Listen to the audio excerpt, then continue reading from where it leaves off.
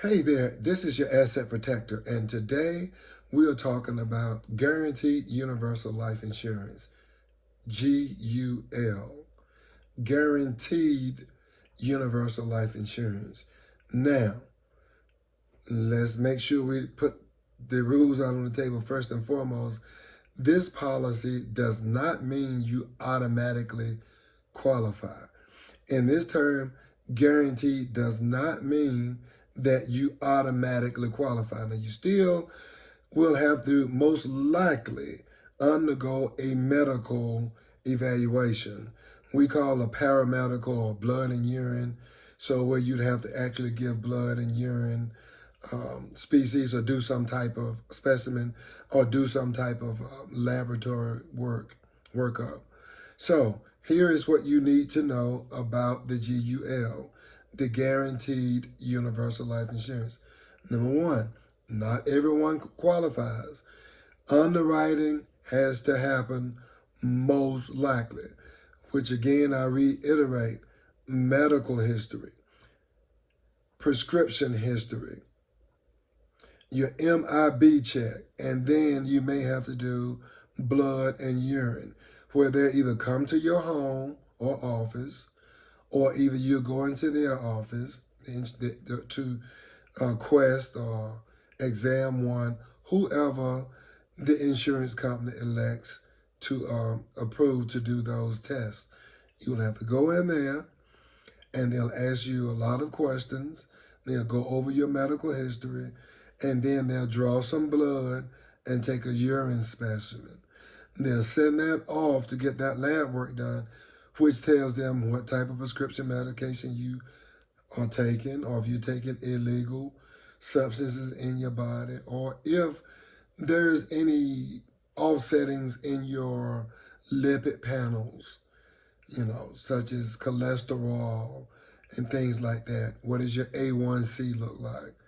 So all of those things that you would normally get done at the doctor's office, they're going to be checking those things, except they'll most likely use people who the insurance company has contracted to do that for you, okay?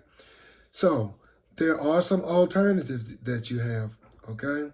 So if someone cannot qualify for a fully underwritten, and what I just explained is fully underwritten. Express underwritten is when you don't have to take the blood and urine and all that stuff. They just go by what's in your history.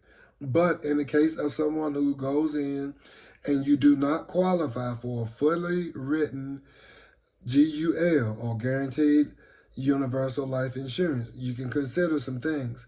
One, you can consider a guaranteed issue whole life. And in a guaranteed issue whole life, you don't have to go through the medical evaluation. You have a smaller death benefit, and most likely you're going to have to pay more money than you would in a traditional GUL. And that's because the insurance company pretty much know that there may be a red flag and you're trying to dodge it. Because if you can get it for cheaper and you're healthy, then why not do the blood test and get a much cheaper rate of insurance on your premium and a higher face value or death benefit. Number two, final expense policies.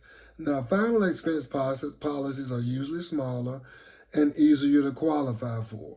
And in most cases, they don't go much over $40,000. Most I've seen is around $40,000. You may be able to find one for $45,000, but in my experience, that's pretty much as high as you're going to go, and it's going to cost you a lot more money. For example, let's say a person that goes in, they're 40 years old, and go in for a regular, traditional, just a regular old term policy, and they want to get that policy for 30 years.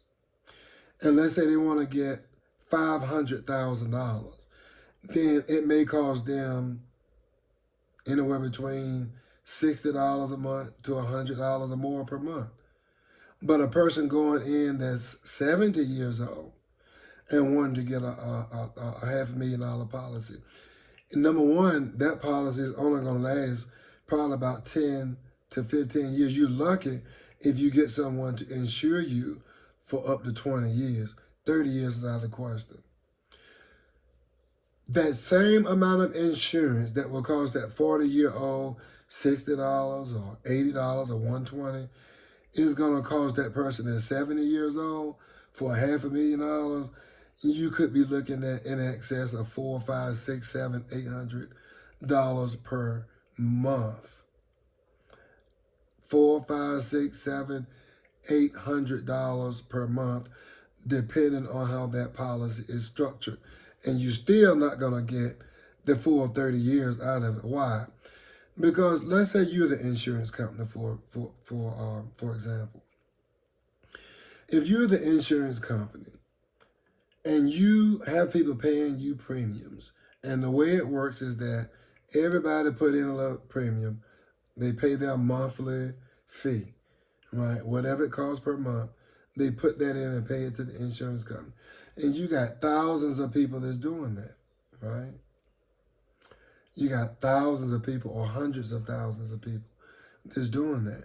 And then let's assume that you have hundreds or thousands of people or even 100,000 people that you have to pay out of your pocket from your insurance company. You own the company now.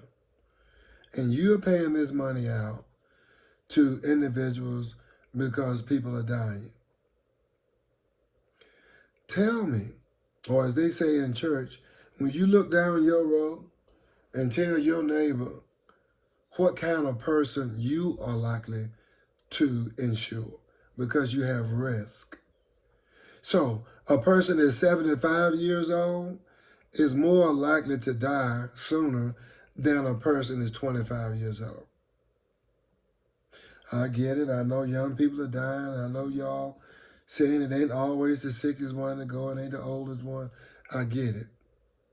But if you were going to insure a person and you were going to give them a high risk for a low cost, would you be more likely to do that for a person that's up in age or a younger person? Regardless of what you say, regardless of what I think, these people, the insurance company has some of the smartest people in the world that's figuring this stuff out. They call them actuaries. We call them analysts, right? That's what you and I call them. But these are people, that's all they do. They look at what age people are likely to die, how long they're likely to live with certain illnesses. And so the older you become, the more likely you are to get a diagnosis.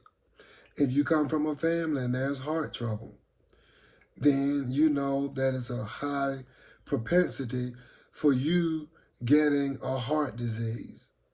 If you come from a family where people are obese or not, but let's say that there is issues with diabetes, then the insurance company is going to look at you as a higher risk.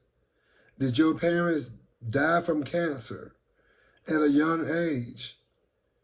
Then they're looking at all of that stuff and evaluating that. So sometimes you're sitting around with your arms folded and saying, I'm not going to get no insurance and it's not important. But it's not just up to you. The insurance company may not accept you. And when they deny you or decline your case, then you have to revert back to some of these cases like simplified issue, universal life. It may be fewer questions asked and answered regarding to your health, maybe no exam, but again, if you were going to put your money on the line, tell me in the comments, what type of questions would you ask? What type of individuals would you let qualify so that you have to pay them out? These insurance companies are not dumb, they're not stupid, and they're not as compassionate as they seem in the commercials. Everything is black and white, it's cut and dry. Do you qualify or don't you? If you don't qualify, they don't have no problem with telling you, just like any other creditor, that you don't qualify, we're going to deny you insurance. The best time to get insurance is when you're younger and healthy. And guess what? regardless of what age you are right now, you are as young as you'll ever be. The best time to get insurance is when you're young and healthy. When you get over 40, things start falling apart, diagnoses start to happen, and hopefully, that has not happened to you. But if it is, ask yourself, do you think things are going to get better down the road or not? And once you get a diagnosis, in most cases, even if it's cured, and there's no more testing, like HIV, for example, they say people who HIV are non-detectable because they're taking medication. Well, on paper, you're still going to be HIV, to my knowledge. There's a lot of diseases and illnesses out there that even though you might fix it, you're still going to have that stigma over your head to say that you have this disease, even though there is no sign of that disease in your body. You are as young as you'll ever be. And hopefully you are very healthy. And if this is you, go ahead and get yourself some insurance so that you can get affordable insurance and you can get insurance with a high death benefit. Because the death benefit kicks in after you pass away. So you're leaving that as a gift to your beneficiary. So you don't want to leave $15,000 and it's costing you $80 a month or $120 a month when you can have $500,000 of insurance for half of that. Okay? Well, I hope this makes sense for you. That's pretty much the end of this video. If you need help with the insurance, write HELP, H-E-L-P, in the comments, or visit our website at www.unitedprospera.com. Thank you for watching. Have a great day. Bye for now.